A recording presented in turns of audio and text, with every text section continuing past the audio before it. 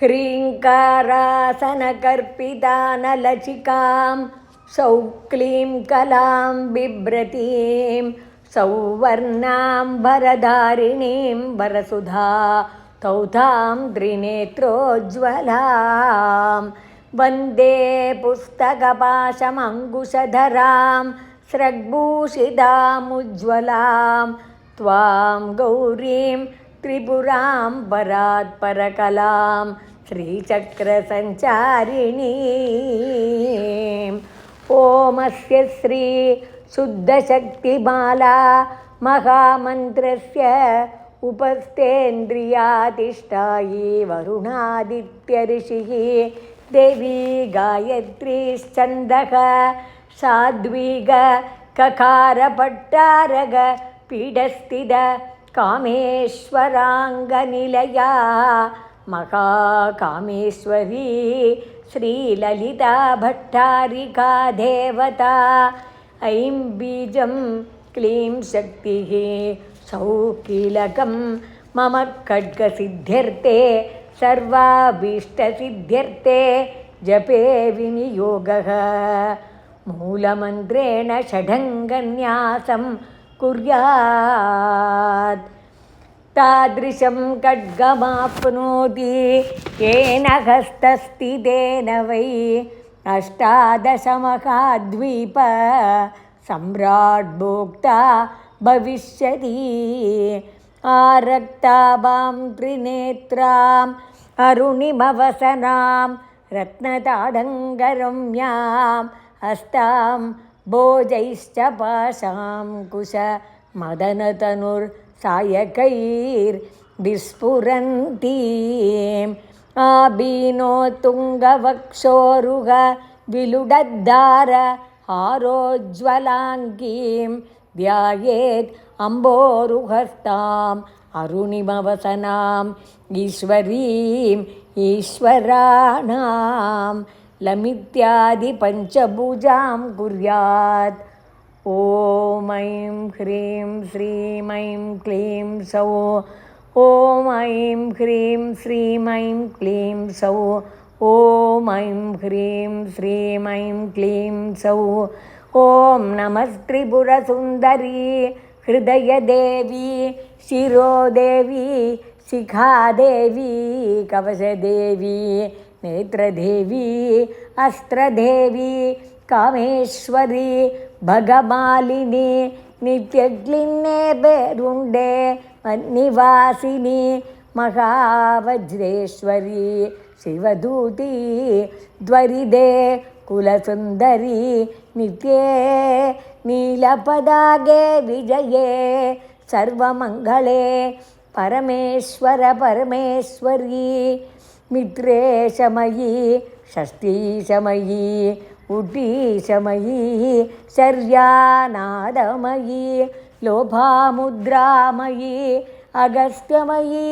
कालतापनमयी धर्माचार्यमयी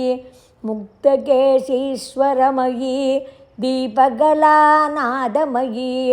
विष्णुदेवमयी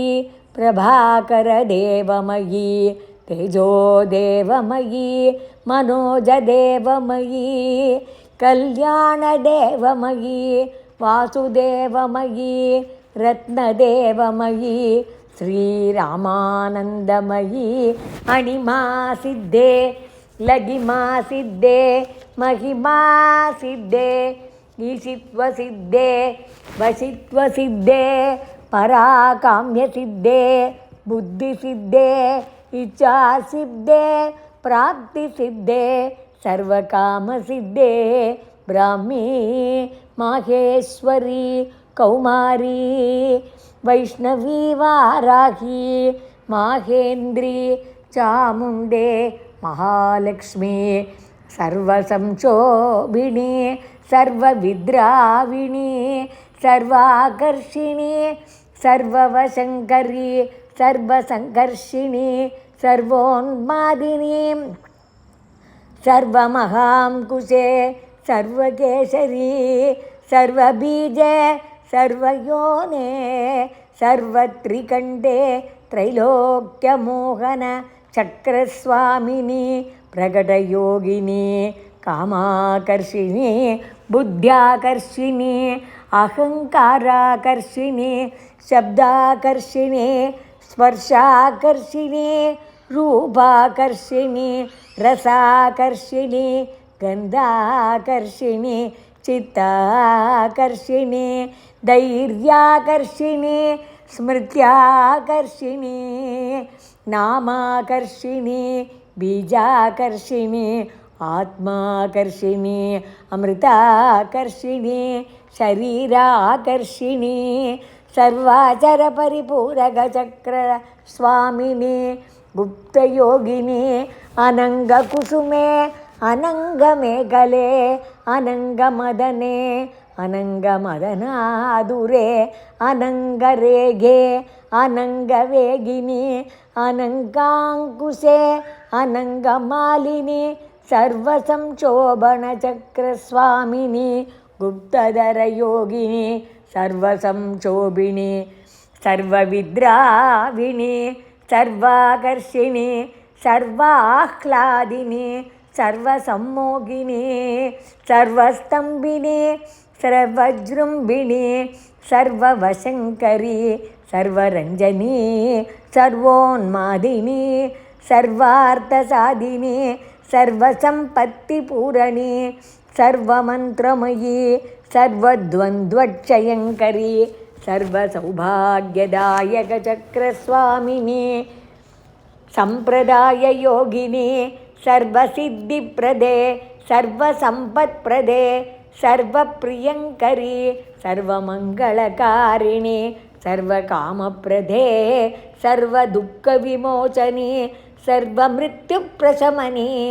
सर्वविघ्ननिवारिणी सर्वाङ्गसुन्दरी सर्वसौभाग्यदायिनी सर्वार्थसाधकचक्रस्वामिनी कुलोत्तीर्णयोगिनी सर्वज्ञे सर्वशक्ते सर्व ऐश्वर्यप्रदायिनी सर्वज्ञानमयी सर्वव्याधिविनाशिनी सर्वाधारस्वरूपे सर्वपापहरे सर्वानन्दमयी सर्वरक्षास्वरूपिणी सर्वेप्सितफलप्रदे सर्वरक्षाकरचक्रस्वामिनी निगर्भयोगिनी वशिनी कामेश्वरी मोदिनी विमले अरुणे जयिनी सर्वेश्वरी कौलिनी सर्वरोगहरचक्रस्वामिनी रहस्ययोगिनी भाणिनी चापिनी पाशिनी अंकुशिनी महाकामेश्वरी महावज्रेश्वरी महाभगमालिनी सर्वसिद्धिप्रदचक्रस्वामिनी अतिरहस्ययोगिनी श्रीमहाभट्टारिगे सर्वानन्दमय चक्रस्वामिनी परापररहस्ययोगिनी त्रिपुरे त्रिपुरेशी त्रिपुरसुन्दरी त्रिपुरवासिनी त्रिपुराश्री त्रिपुरमालिनी त्रिपुरासिद्धे त्रिपुराम्बा महात्रिपुरसुन्दरी महामहेश्वरी महामहाराज्ञी महामहाशक्ते महामहागुप्ते महामहाज्ञप्ते महामहानन्दे महामहास्कन्दे महामहाशये महामहा श्रीचक्रनगर साम्राज्ञी नमस्ते नमस्ते नमस्ते नमो नमः एषा विद्या महासिद्धिदायिनी स्मृतिमात्रतः अग्निबाध महाक्षोभे राजा राष्ट्रस्य विप्लवे लुण्डने तस्करभये संग्रामे सलिलप्लवे समुद्रानविक्षोभे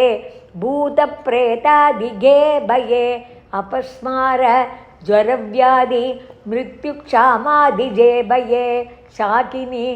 भूतनायक्षरक्षः कूष्माण्डजे भये मित्रभेदे गृहभये व्यसने स्वाभिचारिके अन्येष्वपि च दोषेषु मालामन्त्रं स्मरेन्नरः सर्वोपद्रवनिर्मुक्तः साक्षात् शिवमयो भवेत् आपत्काले नित्यपूजां विस्तारात् कर्तुमारभेत् एकवारं जपध्यानं सर्वपूजाफलं लभेत् नवावरणदेवीनां ललितायामकौजसः एकत्र गणनारूपो वेदाङ्गगोचरः सर्वागमरहस्यार्थः स्मरणात् पापनाशिनी ललिताया महेशान्या माला विद्या महीयसी नरवश्यं नरेन्द्राणां वश्यं नारीवशङ्करम् अणिमादिगुणैश्वर्यं रञ्जनं पापभञ्जनं तत्तत् आवरणस्थायि देवता बृन्दमन्त्रकं मालामन्त्रं परं गुह्यं परन्धाम प्रकीर्तितं शक्तिमाला पञ्चदा स्यात् शिवमाला च तादृशी तस्मात् गोप्यधरात् गोप्यं रहस्यं भुक्तिमुक्तितम् इति श्री वामकेश्वरतन्त्रे उमामहेश्वरसंवादे देवी खड्गमाला सम्पूर्णम्।